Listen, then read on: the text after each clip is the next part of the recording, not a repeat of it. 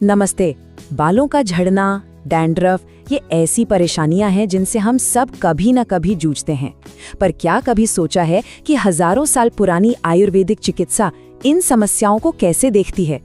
आज हम डाइट, नींद और बालों के बीच उस छिपे हुए कनेक्शन को समझने वाले हैं जिसे मॉडर्न साइंस अक्सर नजरअंदाज कर देता है। तो सवाल ये है कि आखिर ये हो क्यों रहा है? बाहर से सब कुछ सही करने की इतनी कोशिशों के बावजूद बाल अंदर से कमजोर क्यों होते जा रहे हैं? तो चलिए शुरू करते हैं। देखिए, आयुर्वेद का नजरिया थोड़ा अलग है।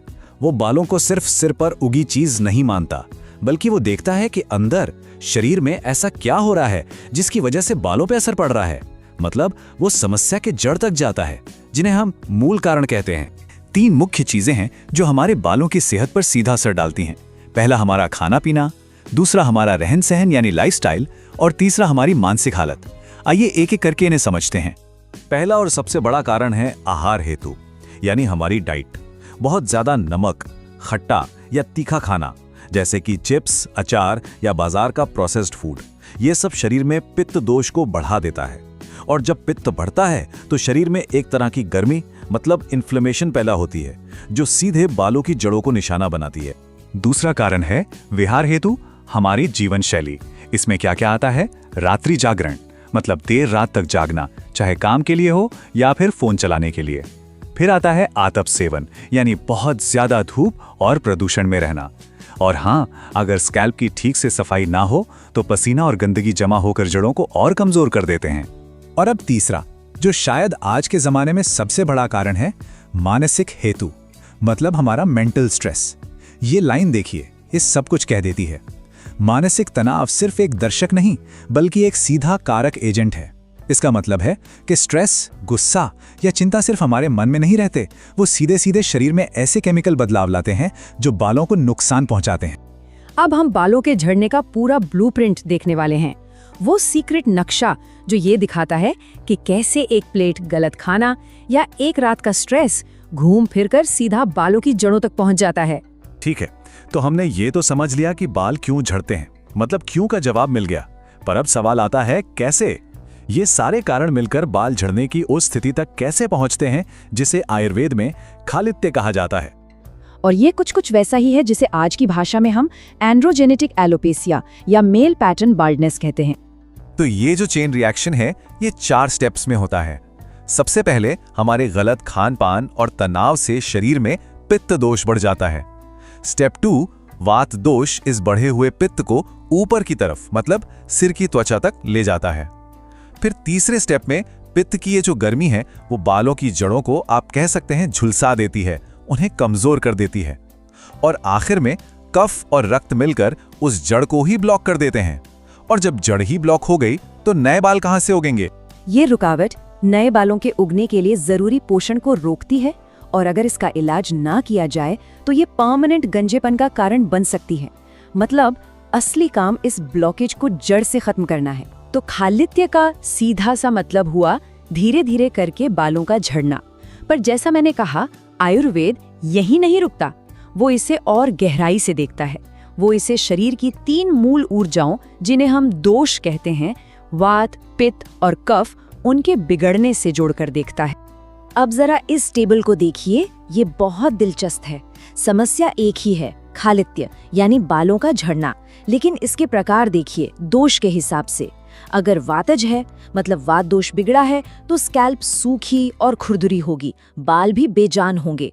अगर पित्तज है तो स्कैल्प में गर्मी महसूस होगी, पसीना आएगा, शायद फुंसियां भी हों और बाल तेजी से झड़ेंगे। वहीं कफज में स्कैल्प ऑयली और चिपचिपा हो जाता है।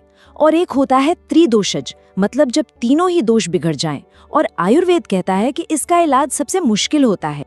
तो ये तो हुई धीरे धीरे बाल झड़ने की बात, लेकिन एक और स्थिति होती है जो इससे बिल्कुल अलग है, जिसमें बाल अचानक गुच्छों में गिरने लगते हैं। आयुर्वेद में इसे इंद्रलुप्त कहा गया है। तो खालित्य और इंद्रलुप्त में फर्क क्या है? फर्क बहुत साफ है। खालित्य में बाल धीरे धीरे और पूरे सिर से कम होते हैं, जबकि इंद्रलुप्त में अचानक एक खास जगह से गोल गोल पैच में बाल गायब हो जाते हैं और वो जगह एकदम चिकनी हो जाती है। इसी इंद्रलुप्त को मॉडर्न साइंस में एलोपेशिया एरिटा के नाम से जाना जाता है। इसकी पहचान ही यही है, स्किन पर एकदम स्मूथ और शाइनी पैच बन जाते हैं। अब आयुर्वेद इसके पीछे का कारण क्या बताता है? वो कहता है कि जब रक्त यानी ब्लड और कफ दोष ये दोनों मिलकर बालों के रोम छिद्रों को मतलब हेयर फॉलिकल्स को ब्लॉक कर देते हैं तो बाल दोबारा नहीं उग पाते, भले ही जड़ें अंदर मौजूद हो। बाल झड़ने के अलावा दो और बड़ी आम समस्याएं हैं, वक्त से पहले बालों का सफेद होना और डैंड्रफ। आयुर्वेद के पास इनके लिए भी अलग अलग एक्सप्लेनेशंस हैं। चलिए देखते हैं। और ये बहुत दिलचस्प है कि दोनों समस्याओं के पीछे अलग अलग दोष हैं। पलित्य यानी बालों का सफेद होना, ये सीधे सीधे पित्त दोष से जुड़ा है। ऐसा माना जाता है कि बहुत ज्यादा गुस्सा या मेहनत से पैदा हुई गर्मी बालों के रंग को ही पका देती है। दूसरी तरफ है दारुणक यानी डैंड्रफ। ये कफ और वात की गड़बड़ी है। कफ की वजह से स्कैल्प पर ज्यादा तेल बनता है और वात उसे सुखाकर पपड़ी बना देता है, जिससे खुजली होती है। ये भी बहुत लोगों को परेशान करती है। उम्र से पहले बालों का सफेद हो जाना, लगभग 32 से 40 साल की उम्र, मतलब उस जमाने में इस उम्र से पहले बाल सफेद होना ही प्रीमेच्योर माना जाता था। और यहाँ भी बिल्कुल खालित्य की तरह बालों के सफेद होने का तरीका दोष पर निर्भर करता है। अगर वातज पलित्य है तो बाल सूखे और खुरदुरे होकर सफेद होंगे।